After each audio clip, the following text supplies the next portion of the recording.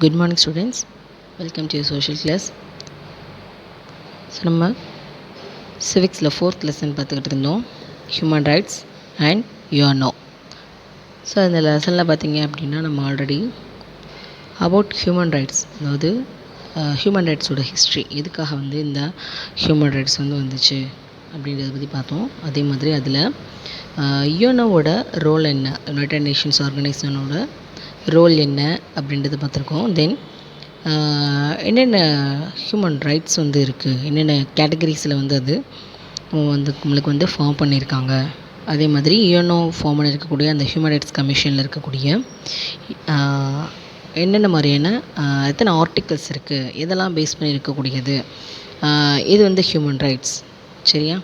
So இந்த மாதிரியான differentiation, அதே மாதிரி அதில் இருக்கக்கூடிய ப்ரொவிஷன்ஸ், ஸோ இது எல்லாமே நம்ம இந்த லெசனில் நம்ம ஆல்ரெடி வந்து கம்ப்ளீட் பண்ணியிருக்கோம்.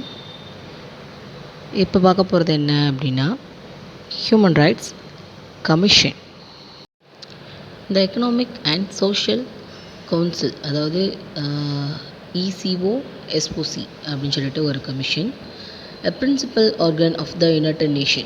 யுனைடெட் நேஷனோட ஒன் ஆஃப் த பிரான்ச் தான் இந்த ECO SOC. So was empowered to set up a commission for the promotion of human rights. அப்போது இந்த எக்கனாமிக் அண்ட் சோஷியல் கவுன்சிலில் இருந்து தான் நம்மளுக்கு ஹியூமன் ரைட்ஸ் கமிஷன் அப்படின்ற ஒன்றையே ஃபிக்ஸ் பண்ணுறாங்க. So national level and state level human rights commissions were established to ensure the protection of human rights. அப்போது ஹியூமன் ரைட்ஸ் அப்படின்றது ஒரு ஆர்கனைசேஷனாக UDHR அப்படின்னு சொல்லிட்டு நம்ம பார்த்துருக்கோம் இல்லையா? இங்கே அதுக்குன்னு சொல்லிட்டு அதை வந்து ஒரு கமிஷனாக ஃபிக்ஸ் பண்ணால் மட்டும்தான் அது என்ன செய்ய முடியும், நடைமுறைக்கு கொண்டு வர முடியும், அந்த விஷயங்களை நம்ம எக்ஸிக்யூட் பண்ண முடியும். அப்போ அதை என்ன செய்கிறாங்க அப்படின்னா 2 வகையில் அந்த கமிஷனை செட் பண்ணுறாங்க. ஒன்று வந்து நேஷ்னல் லெவல், இன்னொன்று வந்து ஸ்டேட் லெவல். எதுக்காக அப்படின்னா ஹியூமன் ரைட்ஸ் அப்படின்ற ஒன்று ப்ரொடெக்ஷன் கொடுக்கணும், அதுக்கான பாதுகாப்பை நம்ம கொடுக்கணும் அப்படின்றக்காக தான் இந்த ஹியூமன் ரைட்ஸ் கமிஷன் அப்படின்ற ஒன்று இந்த எக்கனாமிக் அண்ட் சோஷியல் கவுன்சில் என்ன செய்கிறாங்க அப்படின்னா ஃபிக்ஸ் பண்ணுறாங்க. சரியா? ஸோ இதில் first national human rights commission, அதாவது NHRC, அந்த 2 டிவிஷன் சொன்னோம் இல்லையா, அதில் first division national human rights commission. So the national human rights commission of India was established on 12th October 1993. It is an independent, statutory and non-constitutional body. அப்போ இது வந்து ஒரு independent organ அப்படின்னு நம்ம சொல்லலாம். இது வந்து சட்டத்துக்குள்ளே, நம்மளோட கான்ஸ்டியூஷனுக்குள்ளே வந்து அது வந்து என்ன ஆகாது அப்படின்னா உள்ளே வந்து அடங்காது.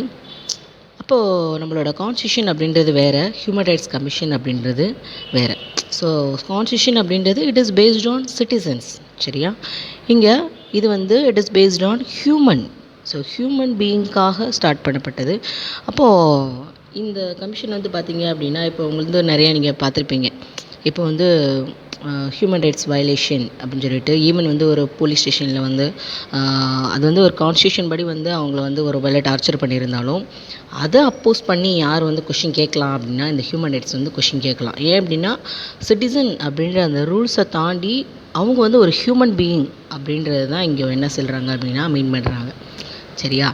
ஸோ அதுதான் இங்கே சொல்கிறாங்க. ஸோ இது வந்து ஒரு இண்டிபெண்ட் ஆர்கன். அப்போ இவங்களை யார் என்ன செய்ய முடியாது அப்படின்னா கேள்வி கேட்க முடியாது. சரியா? So it's head quarters is located in new Delhi. So national லெவலில், ஸோ அது வந்து த்ரூ அவுட் த இந்தியாவுக்காக இருக்கக்கூடிய ஒரு ஆர்கனைசேஷன், நேஷ்னல் லெவலில் இருக்கக்கூடியது. இதோட ஹெட் குவார்ட்டர் பார்த்திங்க அப்படின்னா நியூ டெல்லியில் இருக்குது. ஸோ இந்த national human rights commission is a multi member body with which consist of a chairperson and other members. So ஒரு கமிஷன் அப்படின்னா அதுக்குன்னு சொல்லிட்டு ஒரு ஆர்கனைசேஷனல் செட்டப் இருக்கும் இல்லையா, அதுதான்.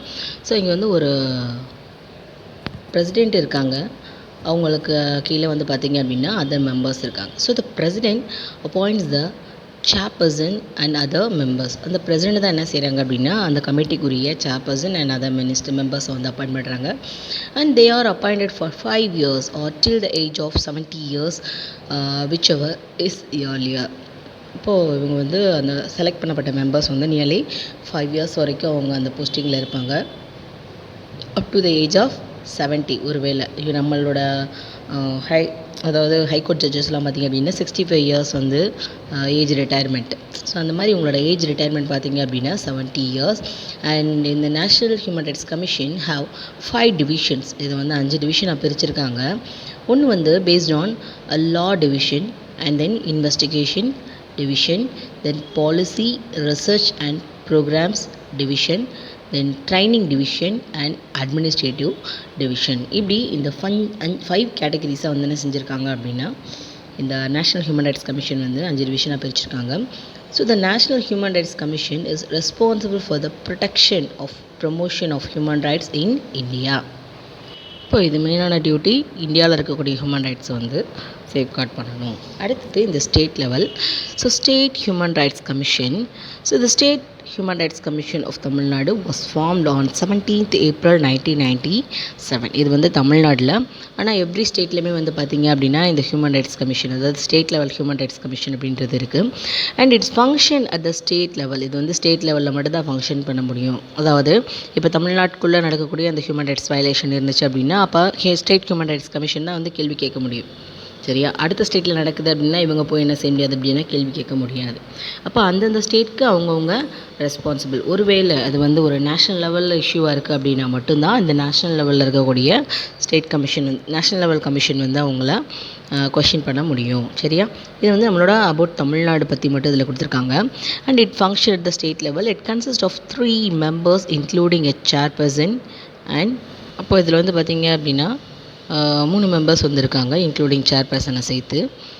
A state human rights commission can incur into violation of human rights related to subjects covered under state list and concurrent list in the 7th schedule of Indian Constitution, not if NHRC already inquiring. இப்போ இவங்க வந்து 7th schedule படி, Indian கான்ஸ்டியூஷனோட 7th schedule படி பார்த்திங்க அப்படின்னா இவங்க வந்து question கேட்குறவங்களோட ரைட்ஸை கொடுத்துருக்காங்க. ஒருவேளை இதில் நேஷ்னல் லெவல் இன்க்ளூட் ஆகியிருந்தாங்க, அதில் வந்து அந்த என்கொயரியில் அவங்க வந்து இன்வால்வ் ஆகியிருக்காங்க அப்படின்னா இவங்க வந்து இன்வால்வ் ஆக முடியாது. இன்வால்வ் ஆகாத பட்சத்தில் ஸ்டேட் லெவல் கமிஷன் இன்வால்வ் ஆகலாம். ஸோ இந்த பிக்சரில் வந்து அந்த கமிஷனோட செட்டப் பற்றி தான் இருக்குது. And then human rights organisation. Many organizations around the world have taken their efforts to protect human rights and for ending human rights abuses. அப்போது இது வந்து வேர்ல்டு லெவலில் நிறைய இடங்களில் வந்து பார்த்திங்க அப்படின்னா இதை வந்து ஸ்டார்ட் பண்ணி வச்சுருக்காங்க. எதுக்காக அப்படின்னா இன்ன வரைக்கும் இருக்கக்கூடிய அந்த ஹியூமன் ரைட்ஸ் அப்யூசஸை வந்து ரெடியூஸ் பண்ணணும் அப்படின்றதுக்காக. And these non governmental organisation, என்ஜிஓஸ்ன்னு நம்ம சொல்லுவோம் இல்லையா, அந்த இதுதான் இது. ஸோ இந்த மாதிரியான non governmental organisation monitors the actions of governments and pressure them to act according to human rights principles.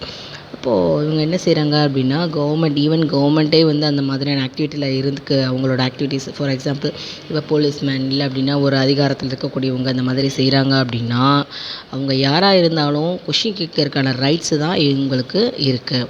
அவங்க வந்து என்ன செய்ய சொல்கிறாங்க அப்படின்னா இந்த ஹியூமன் ரைட்ஸ் பிரின்சிபல்ஸை ஃபாலோ பண்ணி உங்களோட ரூல்ஸ் அண்ட் ரெகுலேஷன்ஸை செப்பரேட் பண்ணுங்கள் அப்படின்னு சொல்கிறாங்க.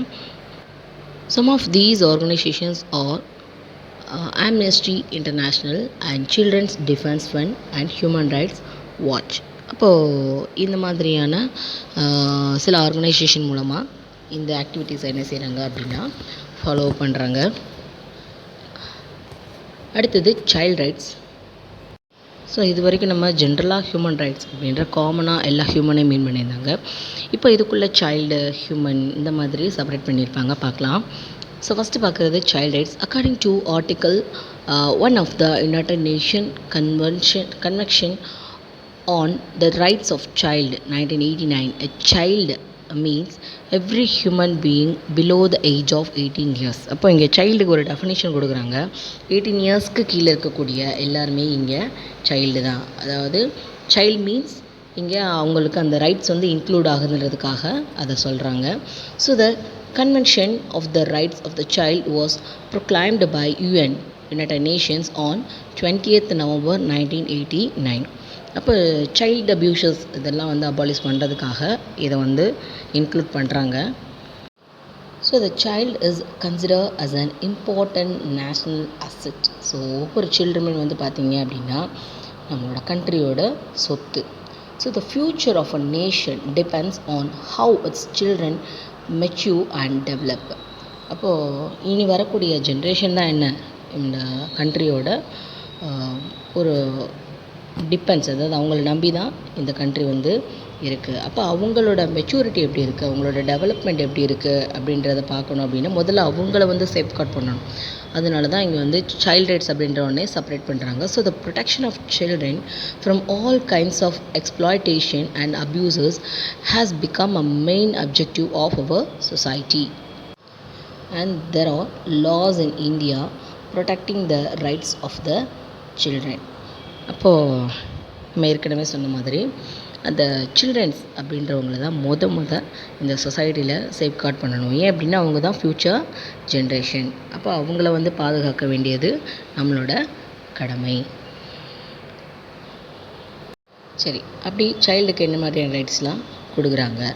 So right to education act. அப்போ ஒவ்வொரு சில்ட்ரனுக்குமே வந்து பார்த்திங்க அப்படின்னா எஜுகேஷன் கற்றுக்கிறதுக்கான உரிமை அப்படின்றது இருக்குது. அதை வந்து யார் என்ன செய்ய முடியாது அப்படின்னா மறுக்க முடியாது. உனக்கு கல்வி கிடையாது அப்படின்றத யாருமே மறுக்க முடியாது. So according to article 21A provides that the state shall provide free and compulsory education to all children aged 6 to 14 years.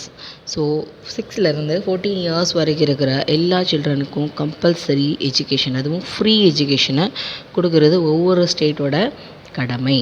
And then the child labours act. So குழந்தை தொழிலாளர் அப்படின்னு கேள்விப்பட்டிருப்பீங்க. ஸோ சைல்ட் லேபர் ஆக்ட் வந்து கொண்டு வராங்க.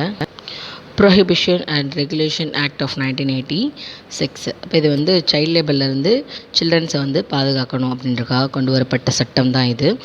It provides no child who has not completed 15 years of age can be employed.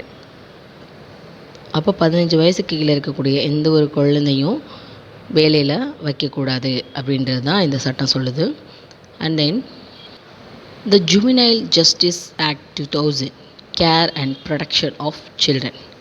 So இது வந்து சிறுவர் சீர்திருத்த மையம் அப்படின்னு நீங்கள் கேள்விப்பட்டிருப்பீங்க.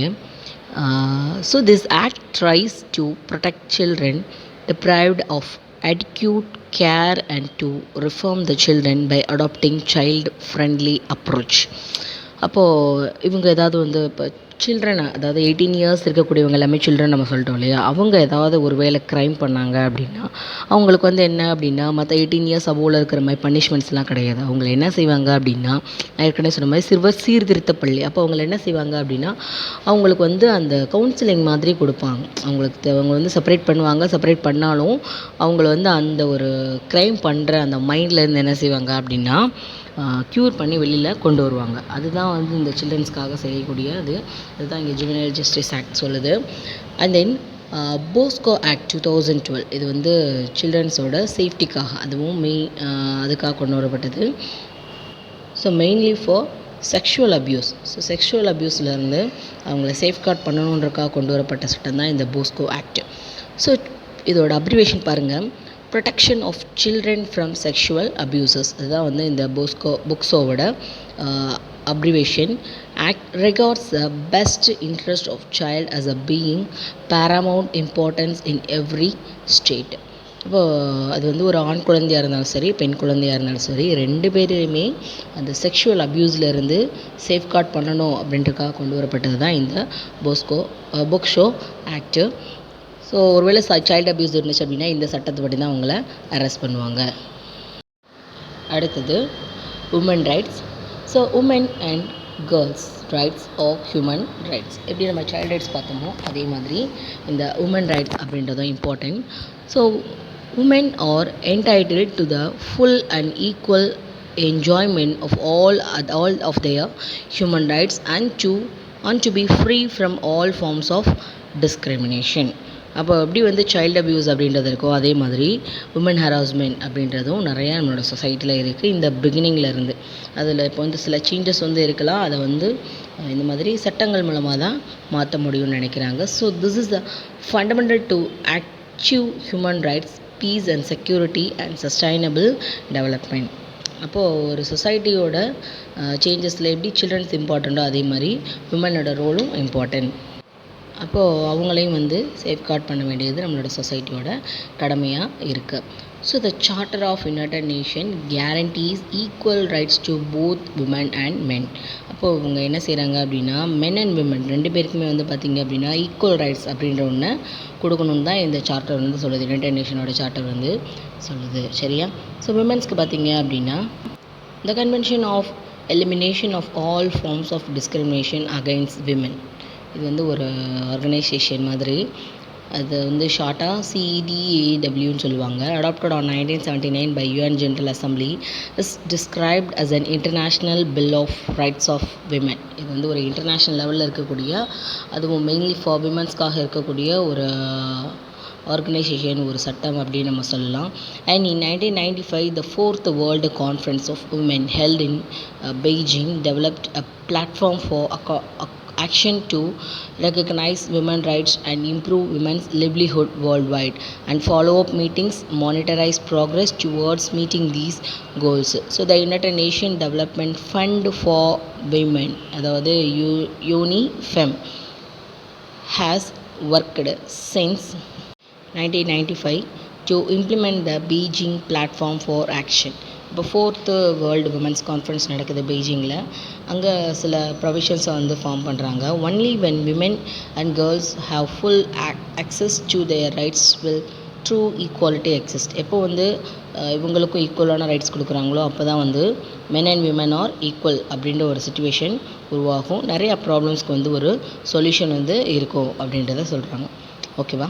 அப்போது இது வரைக்கும் ஹியூமன் ரைட்ஸ்னால் என்ன, அதோட இதெல்லாமே பார்த்துருக்கோம். So finally human rights are about equality and fairness for everyone, and it ensures that everyone is treated with dignity and respect. அப்போது ஃபைனலாக நம்ம எப்படி தான் ஹியூமன் ரைட்ஸ்னால் என்ன, எதுக்காக கொண்டு வந்தாங்க, யாருக்கெல்லாம் வந்து ஸ்பெசிஃபிக் பண்ணி கொடுத்துருக்காங்க, சைல்டு ரைட்ஸ், விமென் அந்த மாதிரி கொடுத்துருந்தாலும் இது வந்து எதை தான் சொல்ல வருது அப்படின்னா எல்லாரையுமே ஈக்குவலாக ட்ரீட் பண்ணாங்க அப்படின்னா இந்த ஹியூமன் ரைட்ஸ் கமிஷன் அப்படின்ற ஒன்றே தேவை கிடையாது. அது வந்து எப்போ வந்து இல்ட்ரீட் பண்ணுறாங்க, ஈக்குவல் இல்லை அப்படின்னு நினைக்கிறாங்களோ அப்போ தான் இந்த ப்ராப்ளம் வந்து இருக்குது. So the protection of human rights is everyone's responsibility, and understanding and respect for human rights provides the foundation for peace, harmony, security and freedom in our community.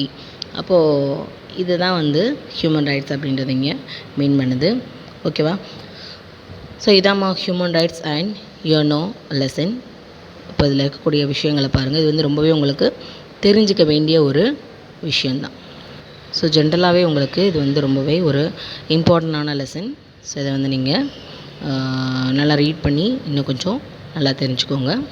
Thank you.